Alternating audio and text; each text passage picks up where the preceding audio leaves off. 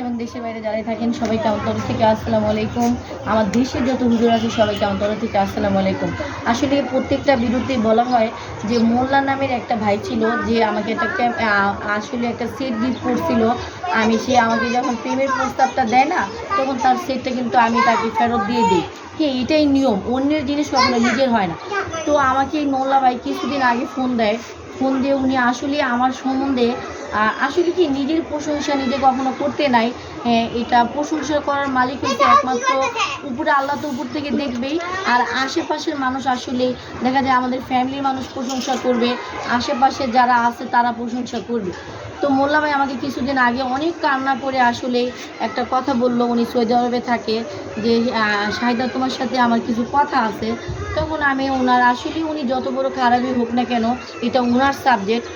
উনি আসলে একটা মেয়েকে একজন মানুষ প্রেমের প্রস্তাব দিতেই পারে, এটা মন্দের কোনো কিছু না। মেয়ে হইলে প্রেম আসবে, প্রেম মানুষ প্রস্তাব দিবেই, এটাই জগতের নিয়ম। দেখা যায় একটা বড়ি গাছে যখন বড়ি পাকে না, মানে পেকে যায়, তখন অনেক মানুষের বড়ি গাছে ঢিল মারে। এটা যার যার ভাগ্য, যার ভাগ্যে যে আছে সে তারই হবে। তো আমার কথা হলো, তখন মোল্লা ভাই আমাকে প্রায় আধা ঘন্টা উনি আমার সাথে খুবই কান্না করে বলে উনি প্রায় 6.5 লাখ টাকা একটা মেয়েকে মানে দেয় উনি সম্পর্ক করে। তো ওই মেয়েটা মানে অনেক বড় অসুস্থ হয়ে যায়, ওনাকে দেশের বাইরে নিয়ে চিকিৎসা করা হয়। হ্যাঁ, তখন ওই চিকিৎসা মেয়ের মা আর মেয়ে প্রচুর পরিমাণ কান্না করে। মেয়ের মা নাকি বলে, বাবা আমার মেয়ে ইন্ডিয়া থেকে আসলে আমার মেয়েকে কীভাবে আনা যায়, আমাদের কাছে তো 1 টাকাও নাই বাবা।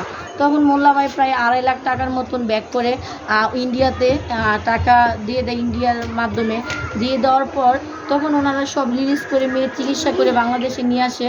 বাংলাদেশে মেয়ের মানে চিকিৎসার আগে মা ব্রেন স্ট্রোক করে, তাকে ঢাকা হসপিটালে ভর্তি করানো হয়। সেখানেও মোল্লা ভাই অনেক টাকা আপনার পেস করা হয়। তো একটা ছেলে আমাকে অনেক সময় বলছিল যে, শাহিদা আপু আপনাকে যেহেতু অনেক মানুষই না আপনাকে প্রেমের প্রস্তাব দেয়, একটা প্রবাসী লোকের সাথে আপনি প্রেম করে দেখবেন, পারলে আপনি তাকে জীবনটাই আপনাকে দিয়ে দিবে। আমাকে তাই বুঝি কয় কি, হ্যাঁ প্রবাসী লোকেরা শাহিদা আপু এরকম, যে ভালোবাসলে নিজের বাবা মা ভাই বোন কাউকে চিনে না, যে ভালোবাসবে যা চাইবে পারলে তার জীবনটাই দিয়ে দিবে। তো মোল্লা ভাইকে আসলে এরকম অনেক গল্প তো ভাইয়ারা আমার কাছে বলছে। তো মোল্লা ভাই বলছিল আমার এই গল্পটা বলার জন্য, যে পৃথিবীতে কোনো সৌদি আরব ভাইয়ারা যেন আসলে এইসব ধরনের কাজ না করে। শুধু সৌদি আরবের ভাইয়া না, প্রবাসী কোনো ভাইয়ারাই না। তো ওনার মা স্টক করার পরে যত টাকা লাগে সম্পূর্ণ টাকা মোল্লা ভাই দেয়।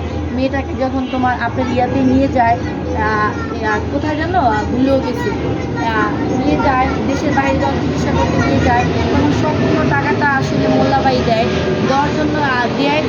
প্রায় মোটমাট মোল্লা ভাই মানে 6.5 লাখ টাকা দেয়। ওনাদের ঘরে ফ্রিজ থাকে না, ফ্রিজ কিনে দেয়। খাট ছিল না, খাট কিনে দেয়।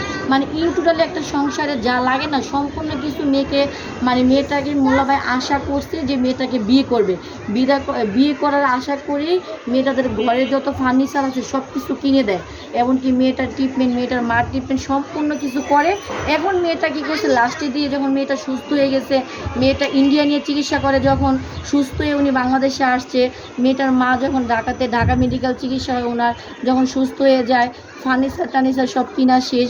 ফ্রিজ ছিল না, মোল্লা ভাই মানে ভালো মোবাইল ছিল না, কিনে দেয়। এখন যেহেতু ওনাদের সব কিছু সেটেল হয়ে গেছে না, এখন আর মেয়েটা মোল্লা ভাইয়ের সাথে প্রেম করবে না, সম্পর্ক রাখবে না। মোল্লা ভাই 24 ঘন্টা আসলে কান্নাকাটি করে, 24 ঘন্টা কান্নাকাটি করে। হ্যাঁ, পরে বলছিল যে মেয়েটার আপনার মোবাইল নাম্বার, মেয়েটার অ্যাড্রেস দেওয়ার জন্য, মেয়েটা আসলে কোথায় থাকে তার অ্যাড্রেসটা যা আমাকে দিবে, এমনকি মেয়েটার ছবি দিবে। তখন আমি মোল্লা ভাইকে বলি, মোল্লা ভাই আপনি দিছেন বিদায় মেয়েটা নিছে, এখন যেহেতু আপনার ভাগ্যে ছিল না, আমাকে না, আমি তো অনেক কষ্টের টাকা দিছি, তো আপনি যখন প্রেম করছেন তখন কি ভাইবা চিন্তা দেন নাই টাকাটা? মোল্লা ভাইকে কিন্তু আমি এই কথা বলছি, যে আপনাদের ক্ষেত্রে বলতেছি তা কোনো কথা না। মোল্লা ভাইকে বলছি যে, মোল্লা ভাই যখন আপনি টাকাটা দিচ্ছেন, পেজ করছেন, তখন তো আপনি ভেবে চিন্তে টাকাটা দেওয়া উচিত ছিল, যে মেয়েটা আসলে আমার হবে কি না, আজও আমার হবে কি না। মানুষ ভালোবেসে হালকা পাতলা গিফট করে, তার মানে এই না যে 6.5 লাখ টাকা মেয়েটাকে আমাকে গিফট করতে হবে। মেয়েটা অসুস্থ হয়েছে, মেয়েটার গার্জিয়ান ছিল, মা অসুস্থ হয়েছিল, গার্জিয়ান ছিল, কিংবা গ্রামের মানুষ ছিল, তাদেরকে দেখতো। আপনার তো এত টাকা দেওয়ার কোনো প্রশ্ন ছিল না। পরে মোল্লা ভাই বলতেছে যে তাদের অ্যাড্রেস আমার কাছে দিবে, মেয়েটার ছবি দিবে, যেন অনলাইনে দিয়ে দিই, এবং যেহেতু আমার টিকটক আছে, আমার ইউটিউব চ্যানেল আছে, আমি যেন বলি। তখন আমার আল্লাহ বলছে কি, মানুষকে কখনো খারাপ বুদ্ধি দিতে নাই, পারলে মানুষকে সুবুদ্ধি দাও। তখন আমি মোল্লা ভাইকে বলি যে মোল্লা ভাই আসলে এই ধরনের কাজ আপনি না করে আপনি এক কাজ করেন, যেহেতু আপনি সৌদি আরবে থাকেন, উমরা ধরে তখন আপনি ওর নামে আপনি আল্লাহর কাছে দোয়া চান, আল্লাহর কাছে যা যতটুকু বলার আপনি উপরে আল্লাহর কাছে বলেন। হ্যাঁ, হেদায়েতের মালিক হচ্ছে আল্লাহ পাক। যতটুকু এই দুনিয়াতে আসলে কেউই কাউকে কোনো দিন আপনি কিছু করতে পারে না, করার মালিক হচ্ছে একমাত্র আল্লাহ পাক। হ্যাঁ, আপনি জায়নামাজে পড়ে আল্লাহর কাছে ফরিয়াদ জানান, আপনি কাবাঘর ধরে আল্লাহর কাছে ফরিয়াদ জানান। সত্যিকারী টাকা হলে, সৎ পথের টাকা হলে বিচার করবে একমাত্র আল্লাহ পাক। আপনি কখনো বিচার করতে পারবেন না, যেহেতু টাকা আপনি নিজের ইচ্ছায় দিয়েছেন, প্রেমও আপনি নিজের ইচ্ছায় করছেন। এখন যেহেতু হয়ে গেছে, মেয়েটা টাকা খাইছে, তাহলে আপনি এই যে অনলাইনে মেয়েটার ছবি না দিয়ে, হ্যাঁ ঠিক আছে মেয়েটার অ্যাড্রেস আমাকে মানে কোন জায়গায় থাকে এগুলো আমাকে না দিয়ে আপনি কি করেন, আপনি আল্লাহর কাছে ফরিয়াদ জানান, 5 ওয়াক্ত নামাজ পড়েন, আর কাবাঘর ধরে যে আপনি আল্লাহর কাছে বলেন আল্লাহ যেন মেয়েটাকে হেদায়েত দান করে, তার বাবা মাকে হেদায়েত দান করে। আসলে ভাইয়ারা আপনারা এই ধরনের কাজ থেকে বিরত থাকবেন। টাকা পয়সা দিয়ে পরে আপনারা কান্নাকাটি করবেন না। আসলেই মেয়েরা আপনাদের কাছ থেকে টাকা কখনো নিয়ে আসে না।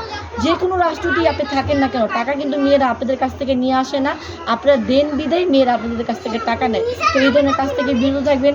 মোল্লা ভাইয়ের মতন যেন এরকম কাজ পৃথিবীর কোনো ভাইয়ারা যেন না করে। প্রেম করেন, সমস্যা নাই, যতটুকু প্রয়োজন আপনি ততটুকু দেওয়ার চেষ্টা করবেন।